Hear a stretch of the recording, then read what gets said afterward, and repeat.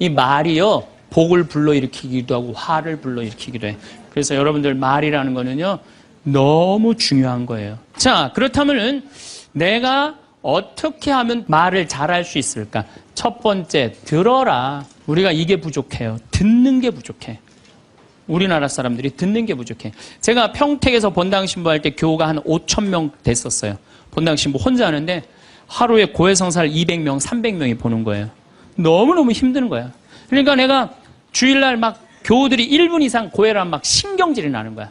그러니까 할머니들이 그냥 신부님 내가 6.25 때 시집 와갖고 그냥 독자 집에 시집을 왔는데 아들을 하나 낳았어요. 아들을 하나 낳았는데 그놈이 독자라고 내가 너무 오냐오냐 해서 키우다 보니까 이놈을 장가를 보냈는데 이놈이 이혼을 해갖고 손자를 나한테 맡겨갖고 내가 지난주에 그 손자 찾으러 다니느냐고 주일미사를 빠졌어요. 아, 주일미사 빠졌는데 왜 6.25 전쟁부터 시작을 해. 그래서 내가 그래요. 저 교우들한테 항상 교육할 때 죄는 간단히 죄 진 것만 얘기해라. 과정은 설명하지 말고. 그러니까 참 교우들도 죄 결론만 얘기하는 게 참 답답할 거 아니야. 고해소에서 그 답답한 속을 털어놔야 되는데 신부님은 막 200명, 300명 주름 기다리고 있고. 근데 내가 능평이라는 데 본당 신부를 딱 갔는데 교우가 500명이야. 딱 10분의 1이야. 고해소에 들어가고 성물돌 끝났는데도 들어오는 사람이 아무도 없는 거야. 너무 심심한 거예요. 그래갖고 이제 고해소에 딱 들어오면 너무 반가운 거예요. 그래갖고 신부님 저 시어머니를 미워했어요. 그럼 평택에서는 4계명 부모에게 효도하라고 그랬는데 미워하면 안 된다. 예수님이 십자가 생각하고 시어머니한테 잘해라. 딱 간단해. 그렇게 했는데 능평에서는 이 자매 나가면 이제 아무도 안 들어오니까 이 자매 나가면 아무도 안 들어오니까 내가 뭐라 그러냐면 왜 시어머니를 미워하는데요? 뭐 내가 시집을 왔더니 그냥 손자하고 그냥 고모하고 그냥 남편만 하고 나는 그냥 완전 식모 취급하고 친정에도 못 가게 하고 그러면 안 되지. 그 시어머니 며느리한테 밥 얻어먹으면서 정신 나간 시어머니네. 그러면은 그 자매가 신이 나는 거지. 신이 그것뿐만 아니라 내가 혼수살림 얼마나 구박을 많이 받았는지 몰라요. 그러면은 내가 이제 정말 늙으면 그거 정말 다 그래. 하여튼 자매님 참 그런 집에서 힘들게 산다. 그러면 막 눈물 콧물 흘려가면서 시어머니 욕을 바가지로 해요. 그러면서 자매가 신부님 이렇게 시어머니 욕해도 되느냐고 걱정하지 말라고. 여긴 비밀이 지켜지는 데니까 걱정하지 말라고. 한 20분 정도 막 시컷 시어머니 욕하면은요, 대부분의 며느리들이 뭐라 그러냐면, 신부님 꼭 시어머니가 있어서 불편한 것만은 아니에요. 시어머니가 애도 봐주고, 반찬도 이런 거 저런 거 해줄 때는 나 너무너무 좋아요. 그런 것도 있어요. 예. 신부님 이번 사순절을 맞이해서 내가 우리 성가정 만들려니까 내가 시어머니한테 내가 잘할게요. 뭐 잘하면 좋죠. 그럼 반찬도 맛있게 하고 한 번 더 웃으면서 얘기할게. 훌륭하십니다. 나는 한 게 아무것도 없어. 그러느냐고. 그러면 자기가 고해하고, 자기가 훈화하고, 자기가 보속하고, 자기 결심까지 다 하기가 나가. 말은요, 들어주기만 하면 돼요. 여러분들 친구들하고 무슨 상담할 때 지적질할 필요 하나 없어요. 나이 50, 60 넘어갖고, 너 그러니까 네가 그 꼴로 사는 거야. 그러면 자기 속 얘기하는 사람이 너 그러니까 그 꼴로 사는 거야. 그럴 때 맞아. 내가 그래서 내가 이 꼴로 사나 보다. 그럴 것 같아. 기분 나빠할 것 같아요. 당연히 기분 나빠하죠. 당연히. 우리 집에 많은 그 중고등학교 학교 다니기 싫어하는 애들을 데리고 와요. 요즘 내가 바빠서 거의 상담을 못 하는데 데리고 오면은 얘가 학교를 안 간다는 거예요. 중학교 2학년, 3학년 애가 학교를 관두겠다는 거예요. 그러면 내가 많은 경우 상담을 하면은 거의 90%는 그랬던 것 같아요. 너 학교 많이 다니기 싫으니? 네, 다니기 싫어. 그럼 관둬. 뭐 다니기 싫은데. 신부님한테 다니라고 설득하러 데리고 왔는데 신부님이 뭐라 그래? 나는 이제 그렇게 마음 먹고 애가 오는 거예요. 저 엄마가 날 저기까지 데려간 거는 나를 학교를 다시 다니게 설득을 시키려고 저 신부를 만나게 해주는구나. 근데 내가 관둬. 뭐하러 다녀? 내가 엄마한테 자세히 얘기해 줄 테니까 너 관둬. 근데 왜 다니기 싫은데 이거 이유가 뭐야? 그럼 공부도 따라가기 힘들어. 그래, 맞아. 한번 따라지면 그거 못 따라가. 너 있잖아. 너는 머리로 살 놈이 아니라 내가 보기엔 몸으로 살 놈이다, 너. 너 우리 생태마을에 와갖고 농사나 져라. 그러면 이제 자기 친구 얘기, 부모한테 섭섭한 얘기 다 해요. 그럼 얼마나 힘들었겠니? 그거 너 수업 시간에 조는 이유가 있지. 이해를 해야지 알아서 볼 거 아니야. 이해도 안 되는데 눈 뜨고 쳐다보고 있는 거 쉽지 않지. 신부님 그거 어떻게 알았냐. 다 내가 옛날에 해봐서 알아. 한 1시간 동안 얘 공감, 동감 해주고 고개만 끄덕여주면요. 얘네들이 거의 끝날 때 뭐라 그러는지 알아요? 신부님 막 그래도 아무리 생각해봐도 중학교는 졸업해야 될 것 같아요. 아니야. 중학교 졸업할 필요 없어. 나중에 네가 철 들으면 졸업해도 돼. 자퇴 그냥 하는 걸로 하자. 아니에요, 신부님. 중학교 졸업하는 게 나을 것 같아요. 그래? 그러면 가서 한번 다녀봐. 다니다 힘들면은 꼭 나한테 얘기하면 내가 꼭 엄마한테 얘기해 줄게. 그래서 중학교, 고등학교, 대학 졸업한 애들 많아요. 아직도 연락하는 애들이 많아요. 신부님 감사하다고. 그러면 내가 아이하고 면담할 때 엄마들이 나한테 이렇게 신부님 무슨 얘기 했느냐는 거예요. 무슨 얘기? 난 한 얘기 아무것도 없어요. 그냥 고개만 끄덕여 준 거예요. 그런데 여러분들은 자녀들한테 대화할 때 뭐를 얘기해요? 조금만 고생하면 너 괜찮을 텐데 왜 그 고생을 안 하느냐? 너 저 2년, 3년만 지나면 대학 들어가면 너 마음대로 할 텐데 너 공부해. 걔는 지금 지옥 같은데. 그러니까 강요하는 거야. 대화가 아니야. 대화가. 그러니까 안 되는 거예요. 인도에는요. 대화를 하면은요. 그 이호덕 선생님이라고 글 우리말 쓰기 아주 돌아가셨는데 책 잘 쓰는 분 계셔요. 그분 책에 그런 내용이 나와요. 인도에 여행을 하는데 사람들이 대화를 하면서 그러더래요. 아차 그러더래요. 아차. 얘네들이 우리나라처럼 뭐 물건 까먹어 아차 그러나 그랬대요. 근데 학교 수업에 갔는데 애들이 선생님을 보고 아차 그러더래요. 그래서 그게 무슨 뜻이냐 그러니까 내가 지금 네 이야기를 들어주고 있으니까 네 말이 맞다라는 뜻으로 내가 아차 해주는 거. 네 말이 사람이 지금도 고개를 끄덕이는 분들 그게 참 중요해요. 고개를 끄덕이는 게 중요한 거예요. 그래서 나는 이렇게 교우들이 상담하거나 우리 신부들이 가끔 상담 올 때도 있어요. 특히 신부들이 상담 올 때는 내가 거의 말 안 해요. 자기네들 다 하니까 고개만 끄덕여 주는 거예요. 고개만. 그럼 뭐 관두겠다 뭐 이런 신부들도 그냥 계속 고개만 끄덕여 주는 거예요. 한 3시간, 4시간 계속. 그러면 3시간, 4시간 정도 이제 가겠다고 일어나잖아요? 그럼 내가 못 일어나요. 너무 흔들어갖고 어지러워서. 그런데 놀랍게도 답을 찾아가는 신부들이 많아요. 답을 찾아가서 사지로 잘 살아요. 내가 여러분들 나이 30, 40 넘어서 답 모르는 사람이 있어요. 인생에 답 모르는 사람이 있어요. 근데 내가 지금 저 사람한테 내 얘기를 하는 건 이 답답한 속을 좀 알아달라는 얘기예요. 그러니까 대화의 기본은 판단하지 않고 들어주는 거예요. 판단하지 않고 그냥 그 사람 마음에 공감해 주는 거예요. 두 번째, 내가 대화 다 잘하고 싶다.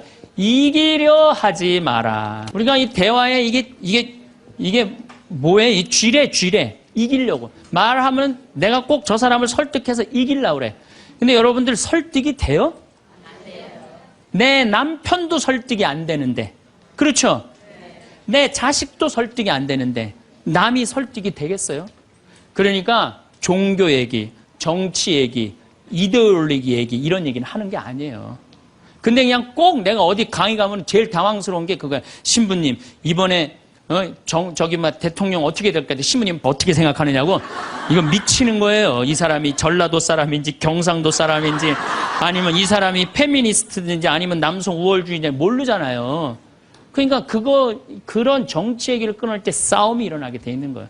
그리고 그건 설득이 안 돼요. 사람은요, 안 변합니다. 웬만하면 안 변해요. 변하기가 쉽지가 않아요. 여기 계시면 여러분들 변할 것 같아요? 변하기 쉽지 않아요. 이스라엘 백성이 400년 동안 이집트에서 종살이 했어요. 그리고 이제 이스라엘에 딱 들어가려고 그러는데 딱 걸렸어요. 왜? 하느님이 가만히 보니까 종살이 하던 습관을 못 버리는 거야. 계속 불평하고 자기 스스로 뭘 해나가야 되는데 하느님이 고민을 하다가 얘네들은 안 바뀌겠다. 400년 동안 이 몸에 배갖고 그래서 이제 이집트는 떠나왔으니까 어떻게 40년 동안 보름이면 가요. 그 이집트에서부터 이스라엘까지 보름이면 가는 거리인데 40년을 떠돌아다니면서 그 노예살이에 몸에 뱉던 사람을 다 죽여요. 그리고 완전히 새로운 사람만 다 들어가요. 다시 태어난 사람만. 그렇게 안 변하는 게 그러니까 40년 동안 단련 기간을 주는 거예요. 또 예수님도 부활해갖고 왔는데 사람들 변했어요?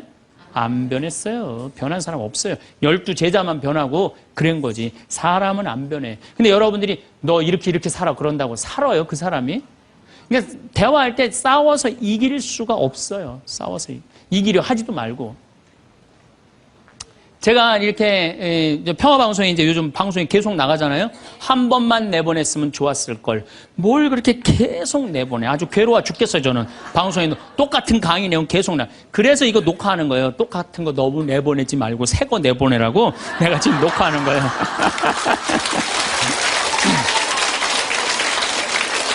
그런데 우리 PD님이 나한테 그러는 거예요. 신부님 시청률이 1위라는 거예요. 정말 기분이 좋더라고요. 그리고 이제 평화방송 다시 보기에도 보면은 댓글이 고맙다 막 쫙 올라와 있어요. 자긴 종교가 다른데도 내 걸 본대요. 그런 분들도 많아. 그런데 딱 한 사람이 천주교 성직자 맞음 이렇게 썼어요. 성직자 맞음 이렇게 썼어. 기분 굉장히 나쁘게. 왜? 내가 행복농 강의하면서 평화방송 다시 보기라면 1,000원을 내야 돼요. 1,000원을 받으면서 내가 행복농 강의하니까 너 가증스럽다 이거야. 너 성직자 맞냐 이거야. 천주교 신부 맞느냐 이거예요. 그러니까 네가 진짜 행복농 강의 제대로 하려면 받지 말아라 이거예요. 근데 나는 안 받아요. 평화방송이 받는 거지 나는 안 받아요. 나 거기서 받아갖고 평화방송에 나 돈 한 푼도 안 줘요. 그리고 300K로 보면 무료로 볼 수 있어요 또. 그 사람은 내가 싫은 거야. 내가 그냥 본질적으로 싫은 거야 내가. 그러니까 성직자 맞음하고 쓴 거야. 근데 그 밑에 댓글을 써서 내 팬들이 막 신부님 돈 안 받는다. 평화방송도 해명을 했어요. 신부님 한 푼도 돈 안 간다. 그래도 아무 소리도 없는 거야. 그러니까 그 사람은 내가 싫은 거예요. 그 싫으니까 성직자 맞느냐고 한 거야. 자, 내가 그걸 읽어보고 막 화가 나서 100명이 다 칭찬하는데 한 명이 나 욕하면 신경질 나잖아요. 그래갖고 내가 밑에 댓글에다가 너 나하고 한 번 만나서 싸우자. 나 돈 안 받는다. 나한테 사과해라. 그래야 될 것 같아요? 무시해야 될 것 같아요? 그걸 잘 아는 사람들이.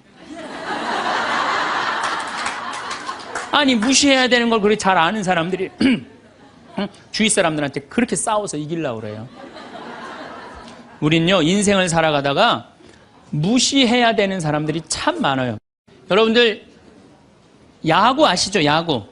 투수가 있고 포수가 있어요. 그렇죠?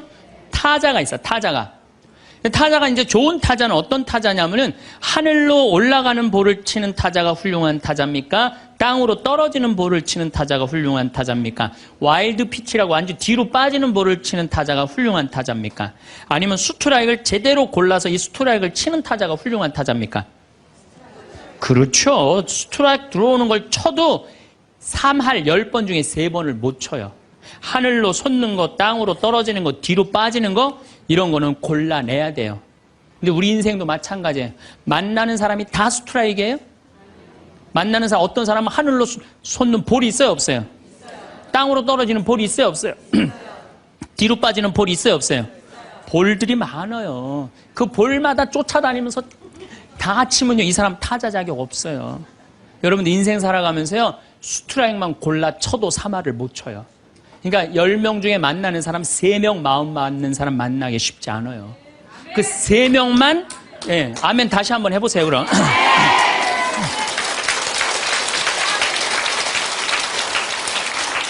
그 3명하고만 잘 사귀어도 여러분들 행복해요. 근데 그 7명 때문에 마음 뺏길 필요가 없다는 거예요. 그래서 여러분들 가만히 생각하면 성당에 보면 볼 많아요. 예쁜 옷 입고 갔더니 누굴 홀리려고 그냥 여시같이 입고 그거 볼이야. 그 볼이에요. 상대할 필요 없어요. 걸러내면 돼요. 우리가 인생 살면서요 제가 이렇게 강의를 하니까 모든 사람이 다 날 좋아할 거라는 생각은 절대 안 해요. 절대 안 합니다. 왜냐하면 내 강의를 듣는데 내 강의 싫어하는 사람들이 있어요. 그리고 그 사람들 자유예요. 얼마든지 싫어할 수 있어요. 내가 그 사람들 무시하는 것도 내 자유예요. 근데 그 사람들은 머리 드밀고 싸우고 이렇게 사는 애 죽는 게 낫다. 뭐하러 그래? 나 사랑하는 사람이 훨씬 많은데. 그럼 내가 사랑하는 사람한테 마음을 뺏겨야 될 것 같아요? 염장 지르는 사람한테 마음 뺏겨야 될 것 같아요? 어느 누구한테 마음 뺏겨야 돼? 사랑하는 사람한테. 여러분들도 마찬가지라는 거예요. 그러니까 오늘 이렇게 생각해서 내 볼이 누군가 그 사람한테 내가 마음을 빼앗기고 시간을 빼앗고 열정을 빼앗긴다면 여러분들은 타자 자격 없고 인생 살 자격 없는 거예요. 그건 걸러내야 돼요. 이기려 하지 마세요. 골라내시면 돼요. 예수님 그렇게 우리 구세주인데 예수님 다 좋아했어요? 멱살 잡고 돌 던지고 막 이랬어요. 예수님도 마지막 침 뱉고 그러니까 우리들이 모든 사람한테 사랑받으려고 그럴 때 그때 미치는 거예요. 예. 날 사랑하는 사람도 있고 사랑하지 않는 사람도 있고. 반대로 뒤집어서 얘기해 봅시다. 여러분들 다 사랑해요? 아니요. 여러분들 마음에 안 드는 사람 있어요, 없어요? 있어요. 남들도 똑같은 거예요. 그렇게 생각하면 스트레스 받을 일이 하나도 없죠. 예. 그냥 내 맛있는 거 집 잡혀서 사 먹으러 다니면 돼. 자, 세 번째, 대화를 잘하려면 지는 법을 배워야 돼요. 이기려 하지도 말지만 지는 법을 배워야 돼. 여러분들, 우리가 살아가면서 이걸 대한민국이 못해요. 아니, 내가 맨날 이겨야만 돼? 1등만 해야 돼? 2등 할 수도 있고, 꼴등 할 수도 있고, 내가 달리기 하면 달리기 잘하고, 노래하면 노래 잘하고, 그림은 그림 잘해. 다 잘해야 돼요? 그렇지 않아요. 애들한테 지는 법을 알려주면요, 애들이 잘 살아요. 근데 너 꼭 1등 해야 돼. 너 남들하고 해서 해야 돼. 얘네들 나중에 부러지게 돼 있어요. 지는 법을 가르쳐. 제가 이제 호주에 이제 강의 갔다가 우리 생태마을에 여름에 환경 교육을 해요. 아이들이 한 300명 정도 왔어요. 주일미사 이제 딱 토요일 날 들어와서 주일미사를 딱 하는데 300명이 앉아서 미사를 하더라고요. 근데 미사를 하는데 우리 생태마을은 여름에 더우니까 우리가 아이스크림을 직접 만들어서 판매를 해요.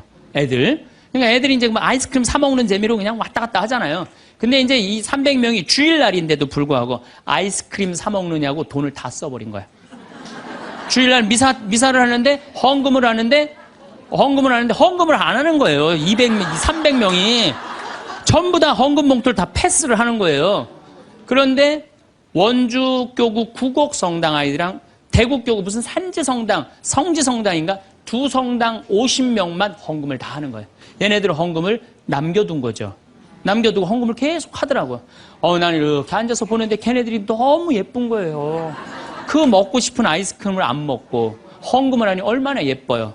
하느님 생각을 가만히 해봐서 하느님이 쟤네들이 얼마나 예쁠까 감사하다고 헌금을 바치니. 그래서 내가 이제 공지사항 때 너희들은 아이스크림도 안 사 먹고 이렇게 헌금을 하니 너무 기특하다. 너희들 신부님이 아이스크림 교환권 2,000원이거든요. 이거 하나씩 다 선물로 줄게. 다 선물로 줬어요. 선물로 줬는데 250명이 뭐라 그러냐면 이러는 거예요.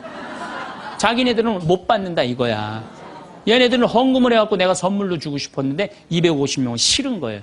근데 제가요 신부 생활 20년 하면서 뭐 성당에서 뭐 프로그램 할 때 상 줄 때요 박수 치는 경우를 본 적이 없어요. 전부 애들이 다 그래요.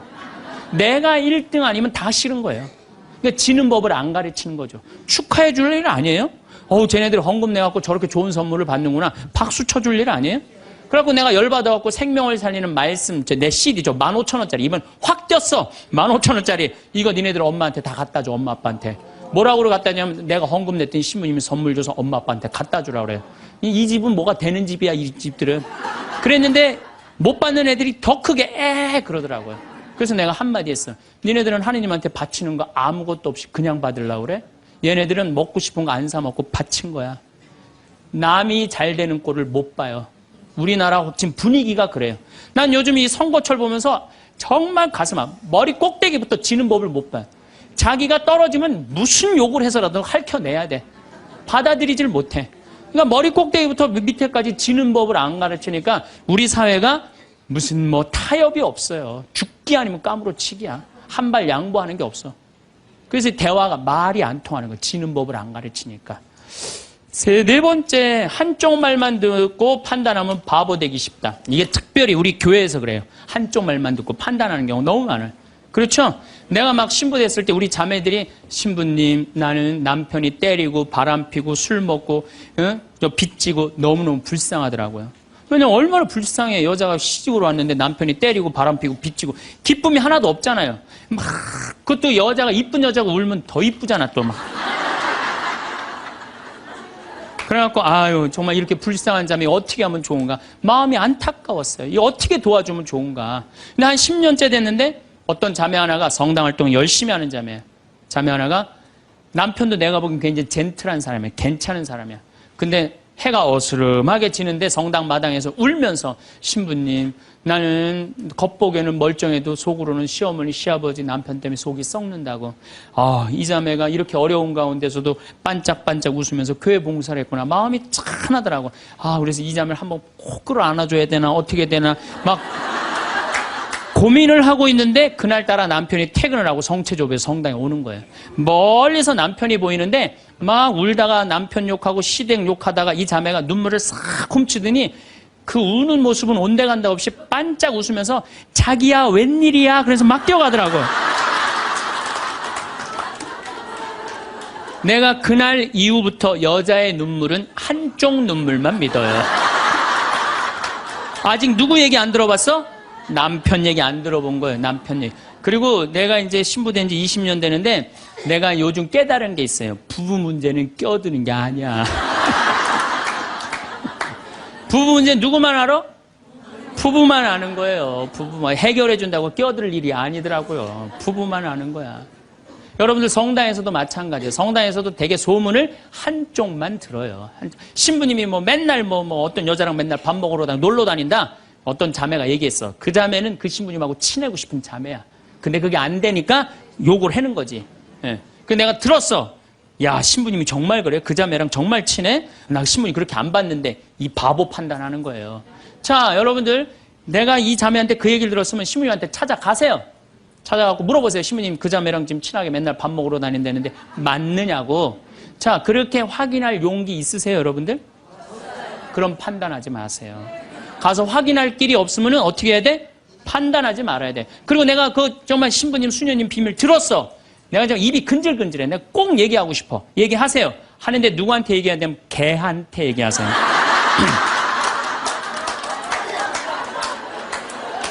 걔한테 얘기하세요. 걔는 말을 옮깁니까? 안 옮깁니까? 안 옮겨요. 사람은 옮겨요. 그래갖고 그 공동체를 깨트리는 경우도 많아요. 그 공동체를 깨트리는. 우리가 신앙생활하면서 얼마나 잘못하는 것 중에 하나가 한쪽 말만 듣고 판단하는 거. 그래서 신앙생활하는 사람 머리가 더 복잡해. 너무나 이상한 소리를 많이 들어갖고. 제가 미국에 강의를 갔는데 자매들이 그러는 거야. 어떤 유명한 신부님이 은퇴하고 장가를 갔다는 거예요. 그래서 아니, 그분이 장가 갈 분이 아닌데 내가 그래. 근데 또 갔는데 또 어떤 이번엔 또 다른 대학 유명한 교수 신부님이 은퇴해갖고 장가를 갔다는 거예요. 둘 다 장가를 갔다는 거예요. 여자를 알기를 돌같이 보던 분들인데. 그래서 나는 속으로 아니 그분들이 은퇴할 분 장가 갈 분들이 아닌데. 그래갖고 내가 이번에 1년이 지나고 난 다음에 동창신부들 모여갖고 야, 나 미국에 가고 이런 얘기를 들었다. 그랬더니 한 동창신부가 그런 얘기를 무슨 소리야. 지난주에 나하고 같이 미사 봉헌하고 신부님이 성서 강의했는데. 그러니까 멀쩡하게 성서 강의하는 신부님이 미국에서는 지금 관도하고 장가가 있어 지금. 우리가 얼마나 신앙생활하면서 이 잘못된 소문에 우리 영혼이 망가지는지 몰라요.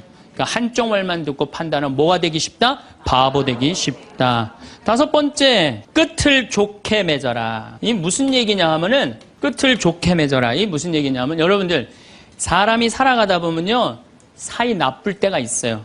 친한 친구인데 결국은 재산 문제 때문에 법원까지 가갖고 법원에서 재산 주고받고 이게 끝났어. 헤어질 때 뭐라고 헤어져요? 야, 우리가 그래도 30년 동안 친구인데 이렇게 좋지 않은 일로 법원까지 왔는데 이렇게 결정이 났으니 너 다음에 어딜 가도 행복하게 살았으면 좋겠다. 다음에 볼 때 우리 웃으면서 만나자. 이렇게 헤어져야 돼요. 아무리 속이 뒤집어져도. 근데 우린 뭐라고 헤어져요? 너 밤길 조심해. 내가 언젠가 너 가만히 안 놔둘 거야. 이거는요 정말 어리석은 거예요. 또 어떤 사람이 맨날 술 먹고 막 바람 피다가 죽었어. 50살에. 그냥 그 집 애 때리고 부인 때리던 사람이 죽었어. 그냥 이제 초상집에 가갖고 위로해 준다고 그렇게 술 먹고 바람 피고 애들 때리더니 잘 죽었다. 니네들 고생 끝났다. 니네들끼리 행복하게 살아라. 이렇게 말한다고 그 자식이 행복해 할 것 같아요? 그래도 자기 아버지인데. 이렇게 말해야 돼요. 그래도 네 아버지가 이 시대의 풍류를 알던 사람인데 너무 안타깝다. 얼마나 멋있는 사람이었는데 정말 마음이 아프다. 아버지 좋은 데 가시게 이제 정말 저 세상에서는 정말 아무 거침없이 행복하게 살 수 있도록 우리 기도해주고 축복해주자. 그럼 너희들은 정말 행복하게 살았으면 좋겠다. 아다르고 어달아요. 아다르고 어달라요. 나는 정말로 2000년 동안 말 진짜 못하는 놈 한 놈 알고 있어요. 이놈이 어떤 놈이냐면 십자가 왼편에 매달린 이 왼편의 강도 진짜 말 못하는 놈이에요. 이놈이 이제 십자가에 못 박혀 자기도 괴롭고 아프기 힘들겠지. 그렇지만 그렇게 말하면 안 되지. 가운데 구세주라는 분한테 뭐라 그래? 네가 무슨 구세주냐? 네가 진짜 구세주면 너도 살리고 나도 살려봐라. 너 구세주도 아니다 이거예요. 그러니까 예수님도 지금 십자가에 못 박혀가고 아파 죽겠는데 이놈이 이상한 소리 하니까 대꾸를 해요 안 해요? 대꾸를 안 해요. 근데 난 2000년 역사상 진짜 말 잘하는 사람 한 사람 알고 있어요. 이게 누구야? 오른편에 있는 강도예요. 오른편에 있는 강도가 뭐라 그래? 야 이놈아 너하고 나하고는 죽어도 싸. 근데 이분은 가난하고 병든 사람 전부 다 함께하고 병 고쳐주고 함께했던 분인데 네가 무슨 자격이 있어 그런 말을 해? 그래 한마디 더 해. 주 예수님 마지막 날 저를 기억해 주십시오. 그러니까 왼편에 있는 놈한테는 대꾸도 안 하던 예수님이 가상칠언이라고 십자가에서 7가지 중요한 말을 해요. 다 이루었다. 엘리엘리 네마 사박타니 이 몸이 당신의 보십시오 당신의 아들입니다. 뭐 목마르다 이런 얘기 하잖아요. 그런데 이 오른편의 강도한테 너야말로 오늘 나와 함께 진정으로 낙원에 들 것이다. 막판에 말 한 번 잘한 바람에 천당 입장 1호 고객.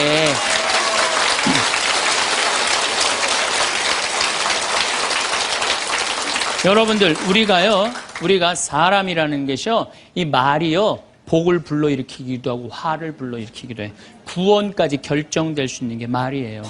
그래서 나는 이 기가 막힌 말을 어떻게 쓰고 있느냐 제가 성서 한 구절 좀 읽어 드리겠습니다.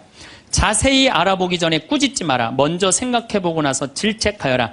듣기 전에 대답하지 말고 남이 말하는 도중에 끼어들지 마라. 너와 상관없는 일로 다투지 말고 죄인들이 시비를 가릴 때 자리를 함께 하지 마라. 꼭 성당에서 신부님 욕하는데 모여갖고 그냥 같이 하는 사람들 위험한 데 앉아 있는 거예요. 죄인들이 시비를 가리는데 자리를 같이 하지 말아요. 하지 마세요. 빠져나오세요. 예, 그건 하느님이 판단할 일이지 여러분들이 판단할 일은 아니라는 거예요. 혀를 절제하는 이는 갈등 없이 살고 뜬 소문을 싫어하는 이는 잘못을 덜 저지르리라. 절대 말을 옮기지 마라. 아무것도 잃는 것이 없으리라. 말을 안 옮기면 잃는 것이 없어. 말을 너무 옮기고 싶어. 누구한테 얘기해? 개한테 얘기하세요. 개한테. 어떤 말을 들었으면 죽을 때까지 묻어두어라. 이게 집회서에 나오는 말씀이에요. 여러분들 저 사람 판사인데 둘째 부인 아들이래. 내가 알고 있어. 근데 그걸 얘기를 해야 될까요? 죽을 때까지 묻어둬야 될까요? 죽을 때까지 묻어둬야 돼요.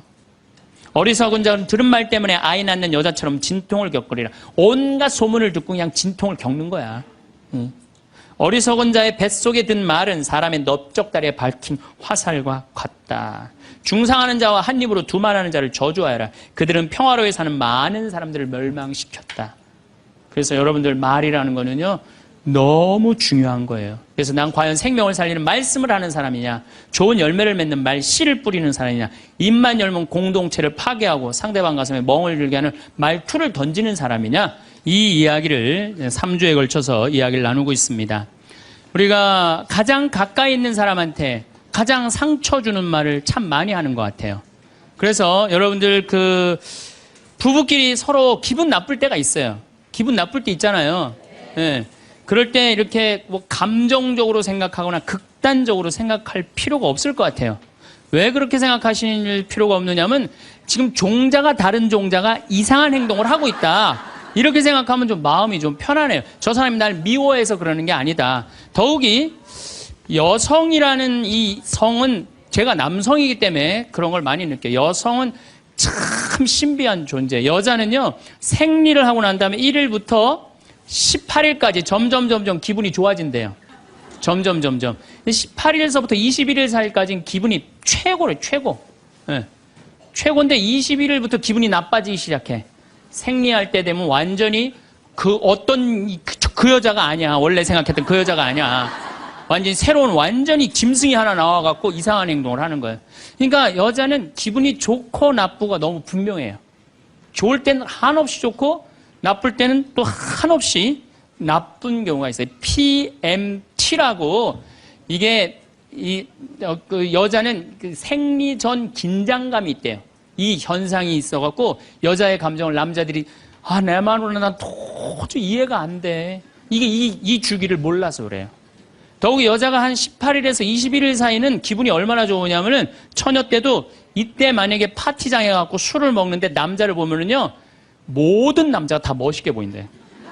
그래갖고 그냥 이때 그냥 술 먹고 호텔에 다음날 아침에 깨보면 어머머 내가 미쳤어. 내가 왜 그랬지? 이런 일이 이때 벌어지는 거예요. 그래서 보통 보면은 이렇게 부부들 보면 너무 예쁜 여자하고 이상하게 생긴 남자가 부부로 사는 경우가 있어요. 이 경우는 18일에서 21일 사이에 만난 경우에 이 경우는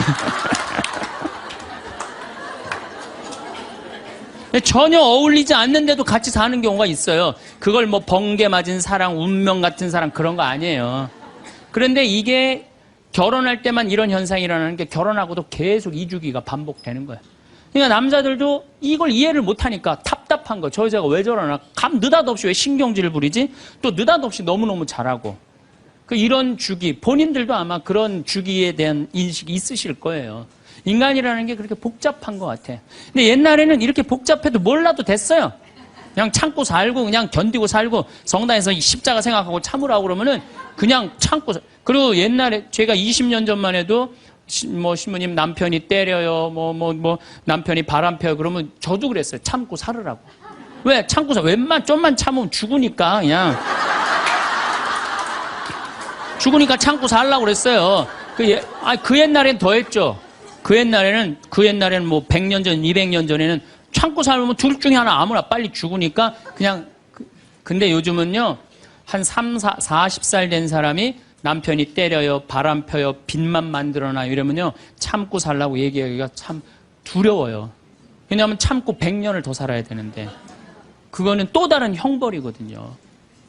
그러니까 여러분들도 이제는 남자라는 이 동물을, 짐승을, 종자를 이해를 하셔야 돼요. 남편을 이해하라는 게 아니에요. 남자가 생겨먹은 게 어떻고 또 여기 있는 우리 형제님들은 여자가 생겨먹은 게 그러면 훨씬 좀 덜 싸울 거예요. 덜 크크크 치치치 카카카 된다니까.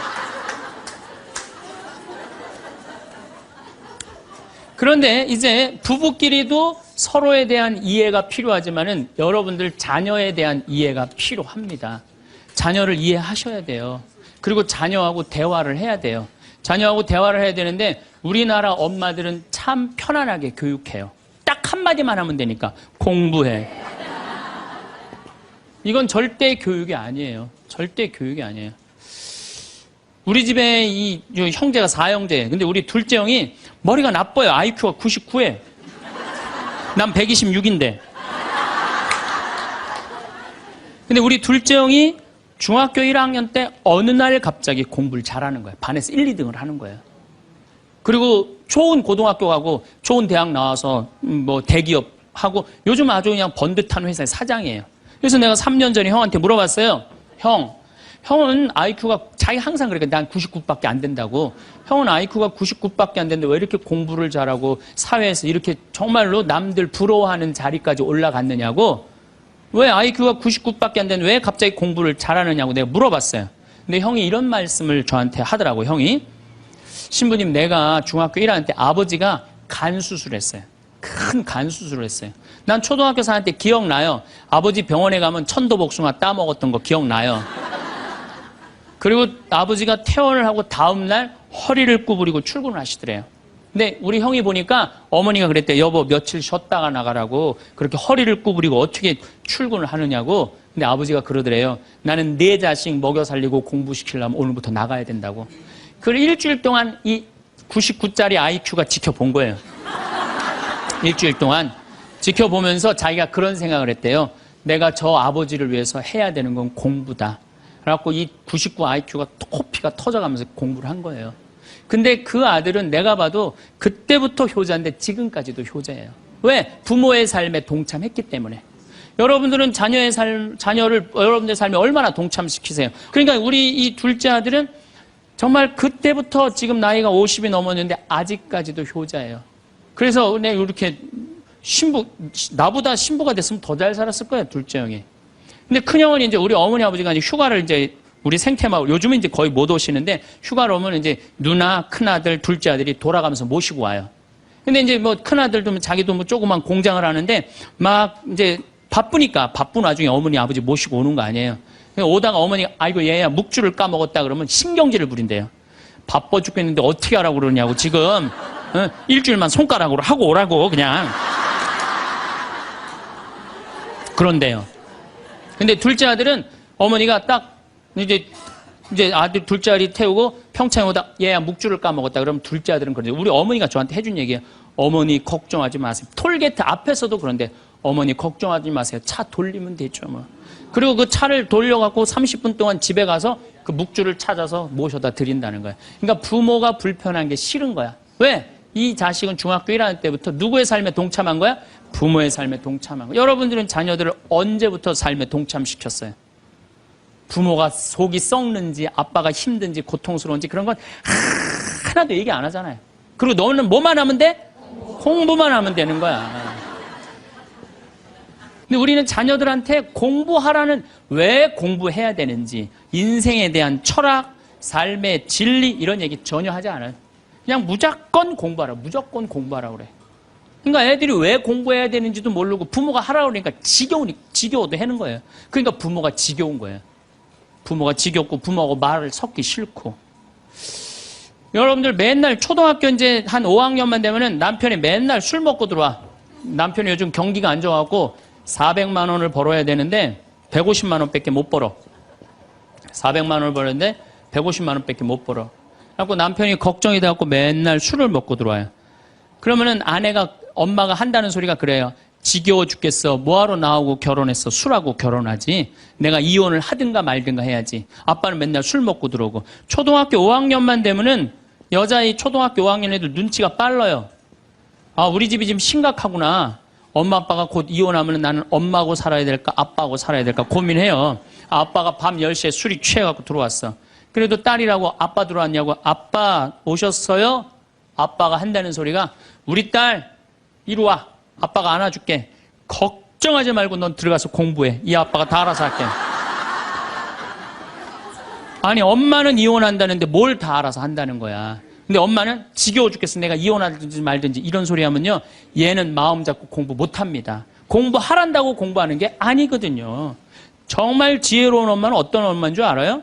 남편 술 취해갖고 들어오면은 방에다 뉘어놓고 근심 어린 얼굴로 쳐다보는 초등학교 5학년 딸아 아빠가 맨날 술 먹고 들어오니까 걱정되지? 엄마 나 걱정돼. 아빠가 왜 저래 조금? 사실은 아빠가 요즘 경제가 좀 어렵지 않니? 너도 알다시피 지금 유럽에 그리스 사태 터졌잖아. 석유값이 자꾸 올라가고 있어. 그리고 미국은 리먼 브라더스 경제 위기가 왔잖아. 이렇게 어려운 경제 위기가 와서 아빠가 한 달에 400을 벌어야 되는데 150밖에 못 벌어. 근데 너도 알다시피 우리 핸드폰 네 식구 쓰면은 20만 원이야. 그 다음에 전기세 10만 원이야. 그 다음에 아빠 차 운행하고 우리 버스 타고 전철 타고 다니는 거 30만 원이야. 우리가 라면만 먹고 살아도 60만 원이야. 네 학원비, 동생 학원비 50만 원 들어가. 그러고 난 다음에 우리 아파트 부금 100만 원 들어가. 한 달에 최소한 250은 있어야 되는데 150밖에 6개월 동안 아빠가 지금 이렇게 우리 집이 마이너스야. 그래서 아빠가 저렇게 근심 걱정이 돼서 저렇게 술을 먹고 들어오니 네가 좀 이해를 해줬으면 좋겠다. 이렇게 말하면요. 얘는 방에 들어가서 고민해요. 우리 집을 위해서 내가 도대체 뭘 해야 될까 고민해요. 그런데 우리는 자녀들한테 이런 얘기 일체하지 않아요. 일체하지 않고 너는 들어가서 뭐 하라고 그래? 공부하라고 그래. 그러니까 애들이 공부를 왜 해야 되는지 모르잖아요. 유대인들은요. 초등학교 1학년만 되면은 왜 우리가 이 초막절을 지내야 되는지, 왜 우리가 과월절을 지내야 되는지, 할머니 할아버지는 어떻게 살았고 엄마 아빠는 어떻게 살았고 다 얘기해 줘요. 그러니까 우리나라 애들은 이스라엘 애들은 초등학교 1학년 때부터 철드는 거예요. 우리 역사, 이런 역사 안에서 내가 살아가야 되는구나. 제가 지난 3월 달에 내가 이제 다음 겨울에 12월 달에 그 강의를 이제 말씀을 드릴 거예요. 3월 달에 이스라엘에 초청을 받아서 갔다 왔어요. 근데 마침 내가 그 사막 체험을 했는데 그때 이스라엘의 영재 아이들이 거기 왔었어요. 천재 아이들이죠. 근데 이스라엘은 고등학교 3학년 18살만 되면요. 무조건 군대 가야 돼요. 3년. 남자고 여자고 다 3년. 근데 걔네들이 전부 다 의대 합격한 애, 공군사관학교 합격한 애, 다 그런 애들이야. 그래서 내가 물어봤어요. 니네들은 18살만 되면은 군대를 간다는데 너희들 정말 군대 가고 싶느냐? 내가 물어봤는데 걔네 눈빛이 반짝반짝 거리면서 나는 이 나라를 위해서 가겠다는 거예요. 그리고 그냥 가는 것도 아니고 반드시 가고 난 기쁘게 가겠다는 거예요. 얘네들은 역사, 의식, 가정의식 다 있는 거야. 그러니까 우리나라 애들은 20년 동안 역사 얘기도 안 듣고 사람 살아가는 도리 얘기도 안 듣고 무조건 뭐만 하라고 그래? 공부만 하라고. 작년 3월 13일 날 고등학교 3학년 남자아이가 얘가 전국 4천등 하는 아이였대요. 모의고사에. 전국. 근데 엄마는 전국 1등 하라고 그래요. 전국 1등. 나는 전교 1등은 들어봤어도 전국 1등은 처음 들어봤어요. 전국. 자식한테 전국 1등을 하라고 강요한 엄마는 처음 들어봤어요. 근데 얘는 전국 4천등이면요. 서울대 들어가요. 왜냐면 1년에 서울대 4,000명 정도 뽑거든요. 4,000명 정도 뽑으면 뭐 카이스트, 경찰대 뭐 이런 데 다 빠지면은요. 서울대 들어가고도 남아요. 그런데 얘는 전국 63등으로 고친 거야. 63등인지 62등인지. 내가 고등학교 때 반에서 받은 등수야, 이거야, 고등학교. 그런데 엄마가 이 성적표를 받아보고 아이를 8시간을 두들겨 팼다는 거예요. 엄마가 전국 1등 하라고 그랬더니 왜 전국 62등 하느냐. 근데 3월 14일이 무슨 날이냐면 학부용 진학 상담하는 날이야. 얘는 전국 62등도 8시간 두들겨 맞았는데 이거 전국 4,000등 걸리면은 나는 죽는다. 그래갖고 얘 지금 감옥에 가 있어요. 1차 재판 끝났어요. 3년형인가 지금 나왔어요. 나는 얘는 엄마를 죽였다고 생각하지 않아요. 시험 감독관을 죽인 거예요. 시험 감독관을. 제가 얼마 전에 내 친구의 친구가 세상을 떠났어요. 근데 그 세상 떠난 사람 여자야. 근데 고등학교 2학년 딸이 있고 대학교 1학년 아들이 하나 있는 거야. 그런데 이 엄마가 딸을 깨워야지 딸은 일어나서 학교를 가는 거예요. 근데 10시가 됐는데 엄마가 안 깨운 거야. 엄마가 왜 나를 안 깨웠지? 10시가 됐는데 부엌에 가보니까 심장마비로 죽은 거예요. 심장마비로 죽었는데 아들이 이제 올라왔죠. 지방대학 다니면서. 아들이 올라왔는데 아들이 장례 때 하나 울질 않더래요. 우리 친구가 가서 보니까. 그리고 그냥 슬퍼하질 않더래요. 그런데 장례하는 날 아빠한테 그러더래요. 아빠, 나 내일 MT가 있는데 나 그거 꼭 가고 싶은데 나 어떻게 하면 좋으냐고. 나 내일 MT 가게 해달라고 그러더래요. 철이 안 들은 거죠. 그런데 여러분들, 얘가 철이 왜 없을까요? 누가 이렇게 철없이 키웠을까요? 부모가 철없이 키운 거예요. 뭐 하라고 그런 거야? 공부하라고 그러는 말 외에는 한 얘기가 없는 거예요. 공부하라는 얘기. 어제 내가 평창에서 강의를 했는데 할머니 한 분이 평생 한 번도 그런 얘기 안 했대, 자식한테. 먹여주고 재워주는 거 외에는 한 게 없다는 거예요. 여러분들, 개는요, 10마디 알아듣는데요. 기다려, 앉아, 손, 엎드려, 이 정도 알아듣는데요. 그리고 원숭이는 한 30마디 알아듣는데, 자기네들끼리도. 사람은 적어도 하루 한 집에서 살면서 10,000마디는 해야 된대요. 근데 우리가 자녀들한테 무슨 얘기해? 일어나, 밥 먹어, 학교 가, 숙제, 공부해, 시험은 10마디 정도밖에 안 한 거야, 20년 동안. 어떤 하느님을 사랑하는 거, 사람을 사랑하는 거, 살아가면서 사람의 도리, 우리 집안의 내력, 그런 얘기 생전 안 하는 거예요, 생전. 내가 어떤 고민을 하는지, 내가 어떤 갈등 속에서 사는지, 아빠하고 어떤 추억이 있는지, 그런 거 전혀 모르는 거예요. 밥만 먹여주는 그러니까 10마디 이상 안 한 거예요. 그냥 내가 자녀를 키우면서 계속 들어가서 공부해 10마디 이상 안 한 이 집은 무슨 집이냐? 개 같은 집이에요, 개 같은 집. 사람 집이 아니에요, 사람 집이 아니에요. 다정한 대화를 할 수가 없는 거야. 저는 요즘 우리 사회가 지금 굉장히 거칠다 그래요. 왕따, 그 다음에 학원 폭력, 굉장히 아주 충격적인 사건들이 많이 벌어지잖아요. 내가 보기에는 이거는 다 집안에서 교육이 말이 안 통해서 그래. 부모가 진리를 애들한테 알려줘야 될 거 아니야, 진리를. 그리고 하느님의 사랑도 알려줘야 되고. 근데 그런 얘기 생전 안 하는 거예요. 저는 요즘 무슨 대책 막 낼 때 정말로 한심해요. 그런 대책으로는 해결이 안 돼요. 저는 중학교 때 성당을 이틀 갔어요. 토요일 날, 일요일 날. 이틀 간 게 아니라 6일이면 6일 다 갔죠. 7일이면 7일 다 갔어요, 성당. 매일 가서 성당 살았어요. 그 성당 가면은 매일 교리 배우고, 거룩한 거 배우고, 진리 배우고, 사람 사랑하는 거 배우고, 사람 배려하는 거 배우고. 그랬잖아요. 학원이 무슨 학원이야. 토요일 날이는 맨날 친구들하고, 이 순교자 성월에는 유대철, 내가 그때 주인공 됐었어. 유대철. 연극하고, 성탄 때는 또, 성가 연습하고, 문학적으로, 심성적으로 신앙생활을 했을 때는 아이들이 거룩하고, 그 중에 또 신학교 간 학사님 있으면 그 학생이 너무너무 부러우면 나도 한번 신부로 살아볼까? 또 수녀원 간 사람 있으면 또 이 여자아이들도 나도 저렇게 아름다운 수도자로 살아볼까? 그런 문화가 있었다고요.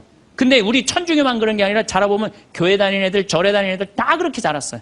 그러니까 심성이 예쁘게 자라는 거죠. 근데 요즘 애들은 뭐만 해요? 공부만 해요. 그러니까 심성이 예쁘게 자랄 수가 없는 거예요. 아무리 대책을 발표해봐요. 소용이 없는 거예요.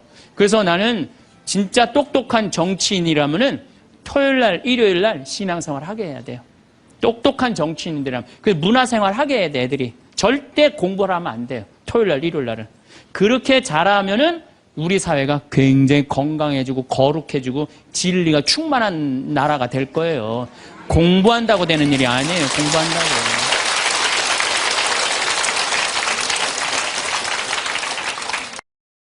사람의 인생은 실력만으로 굴러가지 않습니다. 말 한마디가 복을 부르기도 하고 불필요한 화를 부르기도 합니다. 따뜻한 말은 관계를 살리고 거친 말은 마음을 멍들게 만듭니다. 그래서 말의 태도는 곧 그 사람의 인생 방식입니다.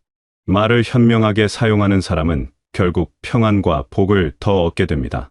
어떤 이는 말 한마디로 사람의 마음을 따뜻하게 만듭니다.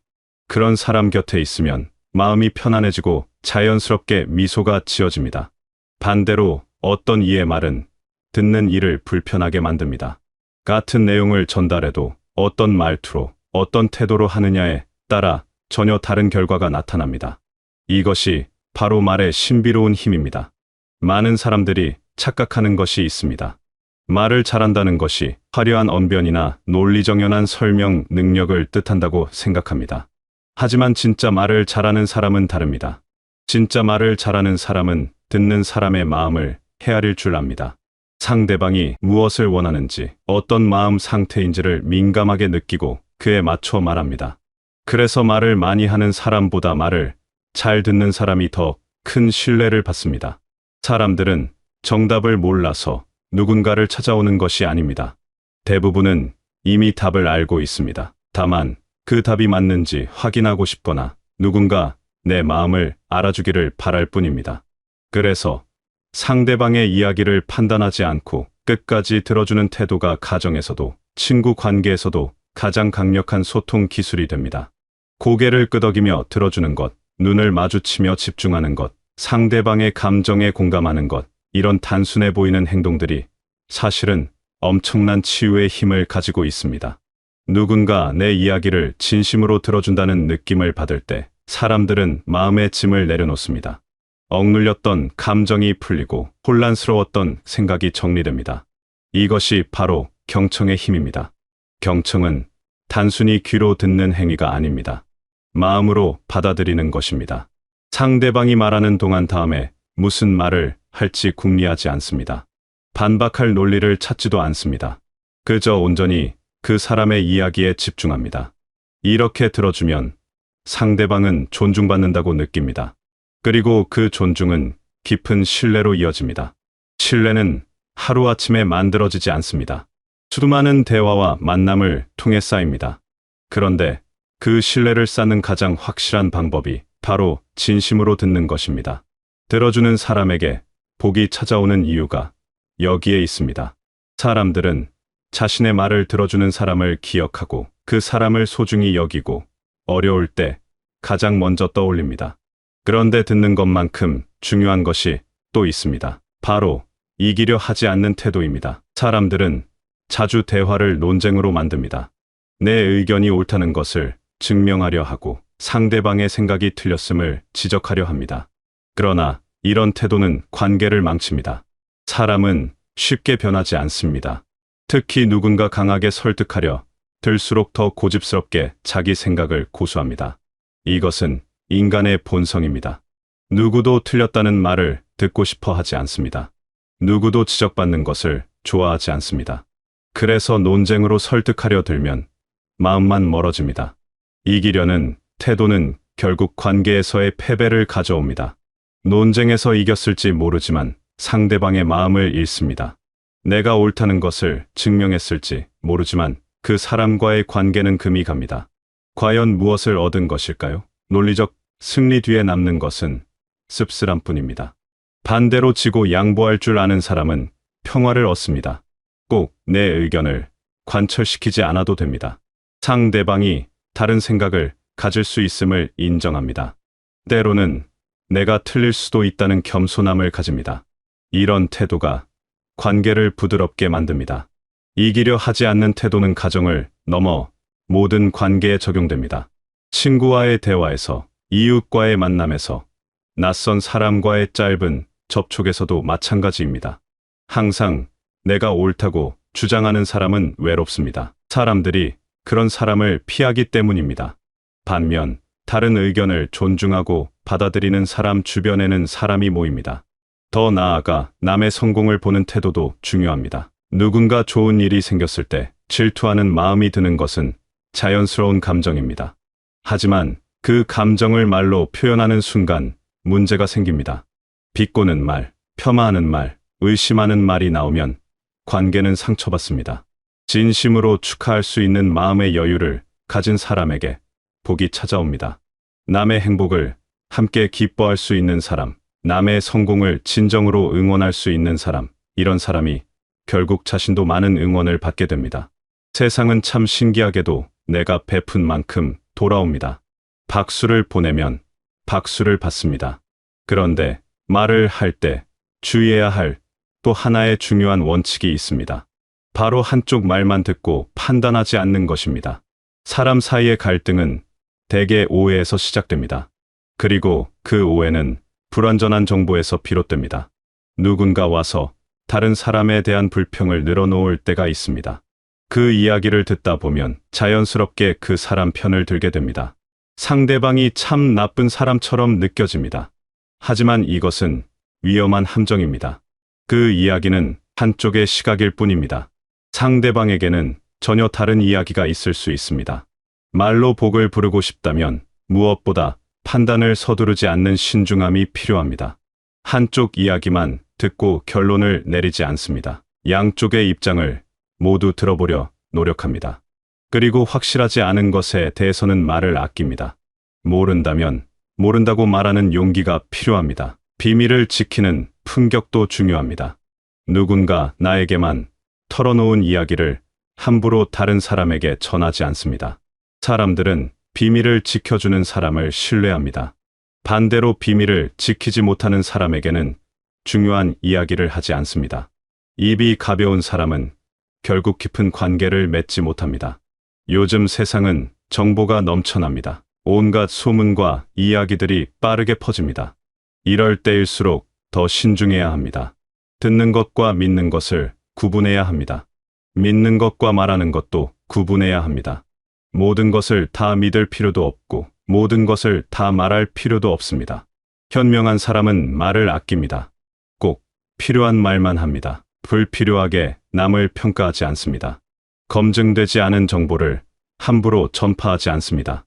이런 신중함이 그 사람의 덕을 만들고 결국 많은 사람의 신뢰를 얻게 만듭니다. 생각해보면 말은 참 묘한 힘을 가지고 있습니다. 눈에 보이지도 않고 형태도 없지만 엄청난 영향력을 발휘합니다. 따뜻한 말 한마디가 우울한 사람에게 희망을 줍니다. 격려의 말 한마디가 포기하려던 사람에게 용기를 줍니다. 반대로 차가운 말 한마디가 자신감 넘치던 사람을 주눅들게 만듭니다. 비난의 말 한마디가 관계를 파괴합니다. 그래서 말은 신중하게 선택해야 합니다.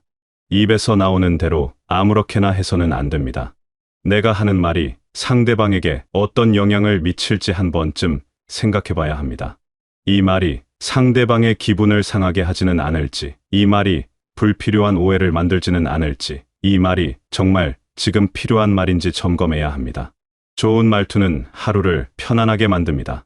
아침에 가족에게 건네는 따뜻한 인사, 이웃과 나누는 밝은 목소리의 안부, 마트에서 만난 사람에게 보내는 미소 어린 말 한마디, 이런 것들이 모여서 하루를 만듭니다. 거칠고 날카로운 말로 시작한 하루와 부드럽고 따뜻한 말로 시작한 하루는 완전히 다릅니다. 가정의 평화는 대단한 것에서 오지 않습니다. 매일매일의 작은 말투에서 옵니다.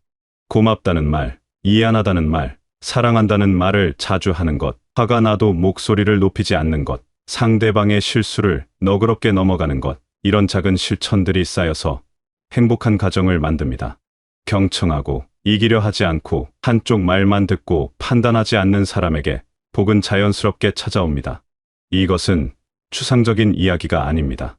실제로 그렇습니다. 이런 사람들은 관계가 좋습니다. 친구가 많습니다. 가족과의 관계도 원만합니다. 어려운 일이 생겼을 때 도와주는 사람이 많습니다. 이것이 바로 복입니다. 복은 하늘에서 갑자기 떨어지는 것이 아닙니다. 내가 어떻게 살아가느냐에 따라 만들어지는 것입니다. 특히 말은 복을 부르는 가장 직접적인 통로입니다. 좋은 말을 하는 사람에게 좋은 일이 생깁니다. 다른 사람을 배려하는 말을 하는 사람이 배려받습니다. 세상은 결국 공평합니다. 말이 곧 인격입니다. 어떤 사람인지 알고 싶으면 그 사람이 어떻게 말하는지 보면 됩니다. 말투에서 그 사람의 교양이 드러나고, 말의 내용에서 그 사람의 생각이 드러나고, 말하는 태도에서 그 사람의 인품이 드러납니다. 아무리 겉으로 꾸며도 말은 속일 수 없습니다. 말이 곧 인생이기도 합니다. 내가 어떤 말을 선택하느냐에 따라 내 인생의 방향이 달라집니다. 긍정적인 말을 하는 사람은 긍정적인 인생을 살게 되고, 부정적인 말을 하는 사람은 부정적인 인생을 살게 됩니다. 말은 단순히 생각을 표현하는 도구가 아니라 현실을 만드는 힘입니다. 그래서 오늘도 복을 부르는 말과 태도를 선택해야 합니다. 아침에 눈을 뜨면서부터 의식적으로 좋은 말을 하려고 노력해야 합니다. 짜증이 나도 부드럽게 말하려고 애써야 합니다. 화가 나도 한 템포 늦춰서 말해야 합니다. 처음에는 어색하고 어려울 수 있습니다. 하지만 계속 연습하면 자연스러워집니다. 좋은 말 습관은 근육처럼 단련됩니다. 처음에는 의식적으로 노력해야 하지만 반복하다 보면 무의식 중에 나옵니다. 그러면 그것이 진짜 내 것이 됩니다. 좋은 말투가 몸에 배면 인생이 달라집니다. 관계가 좋아지고 분위기가 밝아지고 마음이 평안해집니다. 말은 공짜입니다. 돈이 들지 않습니다. 특별한 재능이 필요하지도 않습니다. 누구나 선택할 수 있습니다. 다만 의지가 필요할 뿐입니다. 좋은 말을 하겠다는 결심, 상대방을 배려하겠다는 마음, 내 감정을 조절하겠다는 노력, 이것만 있으면 됩니다. 그리고 듣는 연습을 하시기 바랍니다. 말하기보다 듣기가 더 어렵습니다. 참고 들어주는 것, 판단하지 않고 들어주는 것, 끝까지 집중해서 들어주는 것이 쉽지 않습니다. 하지만 이것이 관계를 살리는 핵심입니다. 가족의 이야기를, 친구의 이야기를 진심으로 들어주시기 바랍니다. 이기려 하지 마시기 바랍니다. 대화가 논쟁이 되지 않도록 조심하시기 바랍니다. 내 의견을 관철시키는 것보다 관계를 지키는 것이 더 중요합니다. 때로는 양보하고, 때로는 인정하고, 때로는 침묵하는 지혜가 필요합니다. 이기는 것보다 함께 좋은 것이 진짜 승리입니다. 한쪽 말만 듣고 판단하지 마시기 바랍니다. 성급한 판단은 오해를 만들고, 오해는 관계를 망칩니다. 신중하게 생각하고 양쪽을 들어보고 확인한 후에 말하시기 바랍니다. 그리고 확실하지 않은 것은 말하지 않는 용기를 가지시기 바랍니다. 말은 한번 나가면 주워 담을 수 없습니다. 그래서 말하기 전에 생각해야 합니다. 이 말이 정말 필요한지, 이 말이 상대방에게 어떤 영향을 미칠지, 이 말을 하고 나서 후회하지 않을지 점검해야 합니다. 말을 아끼는 것이 말을 잘하는 것입니다. 마지막으로 기억하시기 바랍니다. 말이 복을 부릅니다. 좋은 말을 하면 좋은 일이 생깁니다. 따뜻한 말을 하면 따뜻한 사람들이 모입니다. 배려하는 말을 하면 배려받는 삶을 살게 됩니다. 이것은 미신이 아니라 삶의 원리입니다. 여러분의 말이 여러분의 인생을 만듭니다. 오늘 하루도 복을 부르는 말로 시작하시기 바랍니다. 가족에게, 이웃에게, 만나는 모든 사람에게 좋은 말을 건네시기 바랍니다. 듣는 사람도 행복하고 말하는 여러분도 행복한 그런 따뜻한 대화들로 하루를 채우시기 바랍니다. 그렇게 하루하루 쌓인 좋은 말들이 결국 여러분의 삶을 풍요롭게 만들고, 여러분 주변을 따뜻하게 만들고, 여러분의 가정을 평화롭게 만들 것입니다.